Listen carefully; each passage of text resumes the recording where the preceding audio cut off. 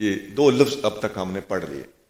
حضور کا ایک اسم گرامی، ایک صفت کیا ہے؟ نبی ہونا. دوسری صفت کیا ہے؟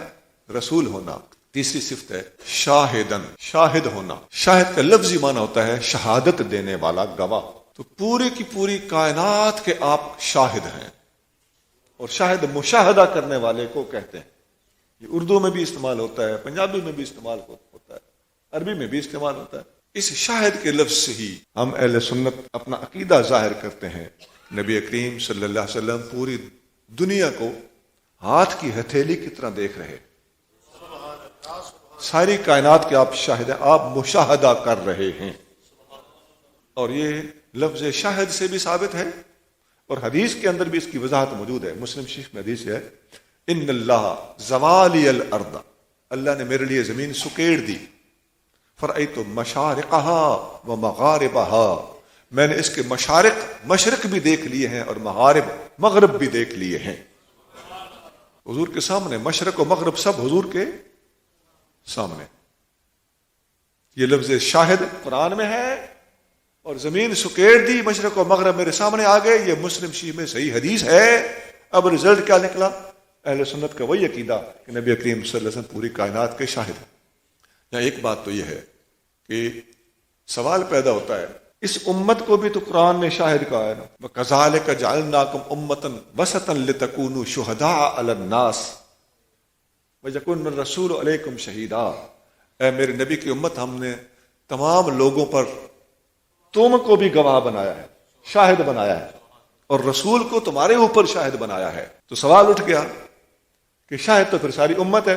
تو اس کا جواب یہ ہے، ہم کن لوگوں کے شاہد ہیں اور حضور کن لوگوں کے شاہد ہیں؟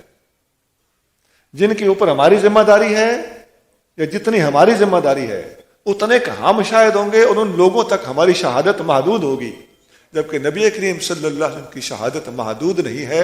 حضور جس کی طرف بھیجے گئے ہیں اس کے لیے آقا شاہد ہیں. حضور کس کی طرف بھیجے گئے ہیں؟ اللہ تعالیٰ قرآن میں فرماتا ہے، قل یا ایھا الناس انی رسول اللہ الیکم جمیعا. اے محبوب فرما دیجئے پوری دنیا کے لوگوں، میں تم سب کی طرف اللہ کا رسول بن کر آیا ہوں. تو حضور پوری دنیا کے رسول ہیں، لہذا ماننا پڑے گا کہ حضور پوری دنیا کے لیے شاہد ہیں.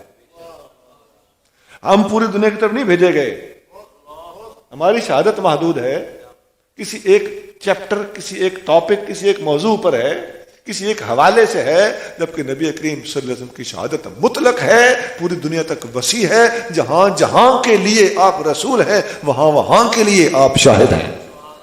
ایک بات اور بھی ہے، آقا کریم صلی اللہ علیہ وسلم فرما رہے ہیں کہ اللہ نے میرے لیے زمین سکیڑ دی، مشرق و مغرب میرے سامنے ہے. یہ زمین کا سکڑنا کیا ہے؟ مشرق و مغرب حضور کے سامنے ہاتھ کی ہتھیلی کی طرح کیسے ہیں؟ پوری دنیا ایک ہاتھ کی ہتھیلی پہ کیسے آ گئی؟ یہ حدیث مسلم شریف میں ہے نا، 1400 سال پہلے کی بات ہے نا. تو آج تمہارا کمپیوٹر، تمہارا موبائل اور تمہاری سم میں اگر مشرق و مغرب سمٹ سکتے ہیں تو مصطفیٰ کی ہتھیلی میں کیوں نہیں سمٹ سکتے؟ اور اگر مصطفیٰ خود فرما گئے ہوں صلی اللہ علیہ وسلم کہ مشرق و مغرب میرے ہاتھ کی ہتھیلی میں سمٹ چکے ہیں، تو پتہ چلتا ہے کہ تمہاری سم بڑی لیٹ آئی ہے، مصطفیٰ کی ہتھیلی یہ اعلان پہلے کر چکا. اب مان لو اسلام ایک سائنٹیفک مذہب ہے. یہ بھی ہم غلط فہمی دور کر دیں کہ ہم سائنس کی ہر بات کی تصدیق کرنے کے پابند نہیں ہیں. سائنس بہت ساری اپنی ریسرچ بعض اوقات واپس بھی لے لیتی. جو بات صحیح ہے، ہم نص کے ساتھ بیان ہوئی ہے تو وہ بیان کریں.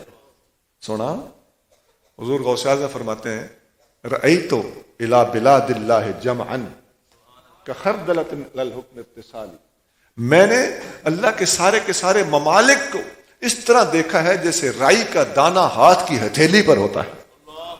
جب غوث اعظم یہ فرما رہے ہیں تو غوث کے نبی کا کیا حال ہوگا؟ تو یہ آج کہتے ہیں جی دنیا گلوبل ویلیج ہے. ہمارے آقا نے اس کو گلوبل پام ثابت کر. پام PALM، پام کا مطلب ہے ہتھیلی.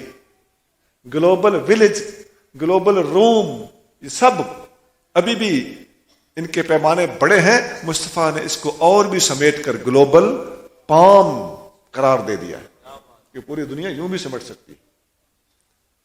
سنا یہ بڑی بڑی رجسٹر کتابیں دفاتر لائبریریاں، یہ اتنے دو فرشتے ہیں نا، ان کی لائبریری تم پڑھنا، جب 100 سال کی تمہارے ہر لیا ہوا سانس، ہر بولا ہوا لفظ یہ لکھ رہے ہیں، تو اتنا بڑا رجسٹر کیسے ہو سکتا ہے؟ وہ چھوٹی سی سیما ان کے پاس. یہ ہے لفظ شاہد کی میں نے مختصر سی وضاحت کر.